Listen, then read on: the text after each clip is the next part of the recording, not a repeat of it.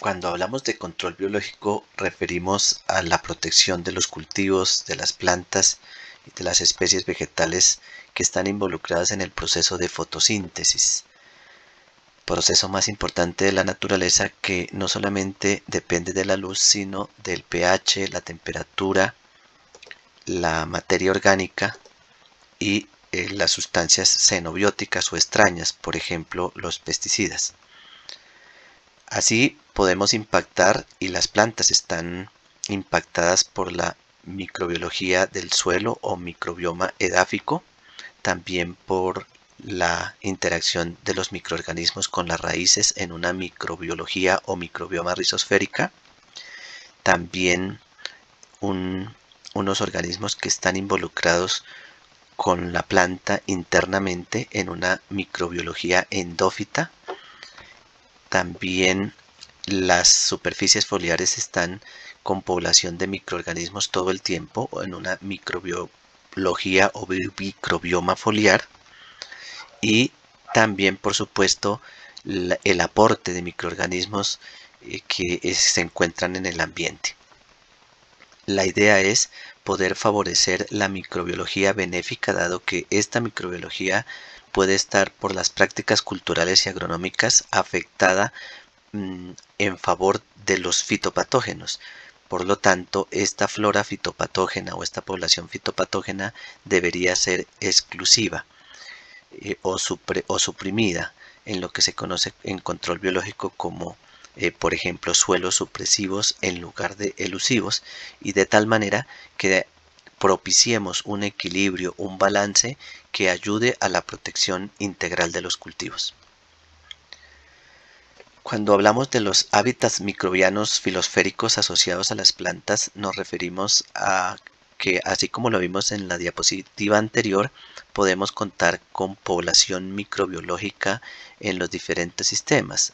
La endósfera, que corresponde a los endófitos, los microorganismos que estén en la zona radicular o la rizósfera, los que están en el tallo, que serían los caulosféricos o la caulosfera, los que se encuentran en la superficie foliar, filósfera, en los frutos o superficie del fruto, carpósfera, en la superficie de flores o estructuras florales, antósfera, y ese tipo de poblaciones o de hábitats están favorecidos por las condiciones ambientales, como lo vimos.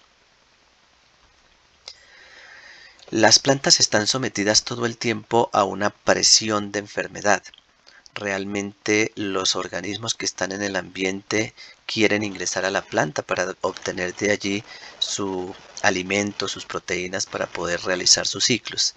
Los microorganismos que son exitosos en generar la enfermedad son los que debemos controlar, y lo que se busca en el control integrado es que la planta tenga suficiente defensa vía eh, resistencia sistémica adquirida e inducida y la protección que se realice para que los microorganismos fitopatógenos no sean exitosos en el desarrollo de la enfermedad.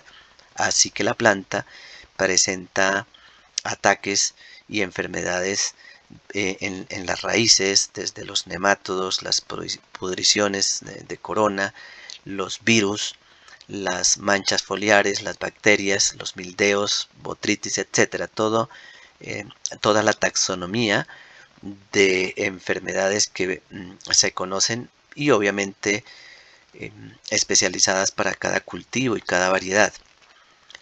Para poder protegerlas, además de una buena nutrición y de manejar conceptos de la bioquímica de las enfermedades o de la interacción microorganismo-planta, debemos acudir al control de esos patógenos foliares.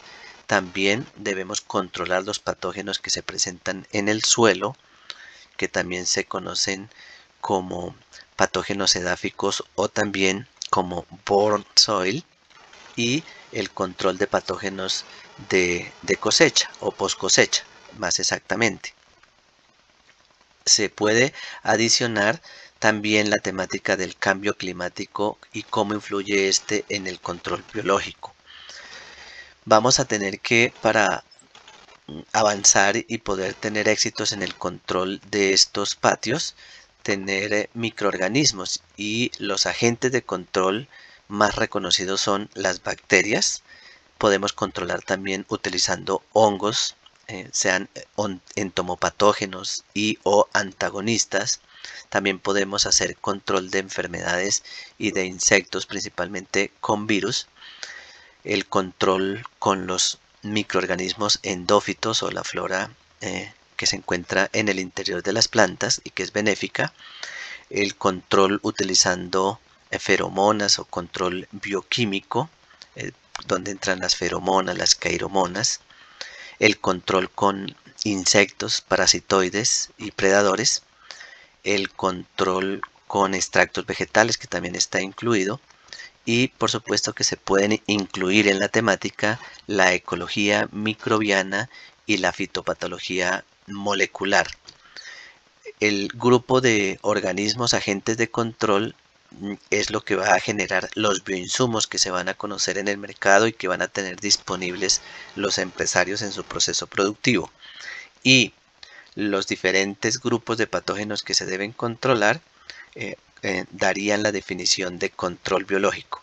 Es decir, control biológico es cualquier medida que se tome para suprimir, controlar, detener, ahuyentar cualquier problema fitopatológico a partir de agentes de control como las bacterias, los hongos, los virus, los endófitos, las feromonas, los parasitoides, predadores y extractos vegetales principalmente.